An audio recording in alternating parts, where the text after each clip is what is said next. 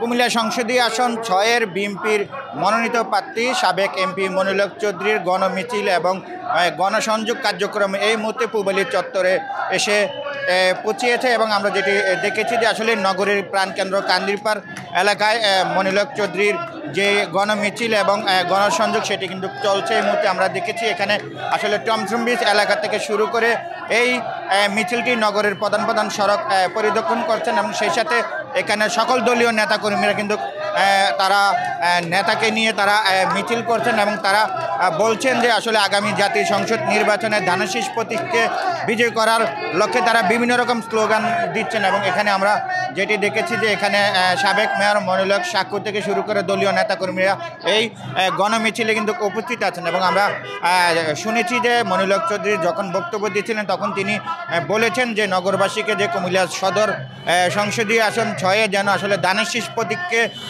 তাদের মূল্যবান ভোট দিয়ে যেন বিজয় করে এবং সেটাই তিনি বলেছেন। সেই সাথে তিনি বলেছেন আগামী জাতীয় সংসদ নির্বাচনে যদি কোনো রকম কোনো ষড়যন্ত্র হয় সেক্ষেত্রে যেন সকলে ঐক্যবদ্ধ হয়ে যেন এই ষড়যন্ত্র প্রতিহত করেন। এবং এই মুহূর্তে কিন্তু পূবালী চত্বরে কিন্তু গণমিছিল এবং গণসংযোগ কিন্তু চলছে এবং মনিরুল হক চৌধুরী তিনি হাত নেড়ে যারা নগরবাসী আছেন তাদেরকে কিন্তু শুভেচ্ছা জানাচ্ছেন। সেই সাথে এই মিছিলটি পূবালী চত্বর থেকে রাজগঞ্জের দিকে এই মুহূর্তে যাচ্ছেন। তো সব কিছু মিলে যদি বলি যে আসলে নগরের প্রাণকেন্দ্র কান্দিরপাড় থেকে শুরু করে গণমিছিলটি এখন রাজগঞ্জের দিকে যাচ্ছেন। সেখানে কিন্তু হাজার হাজার দলীয় নেতাকর্মীরা কিন্তু এই গণমিছিলে এবং এই লিফলেট বিতরণ কার্যক্রমে অংশগ্রহণ করেছেন। এই ছিল কুমিল্লা কান্দিরপাড় পূবালী চত্বর থেকে আমার কাছ থেকে সর্বশেষ।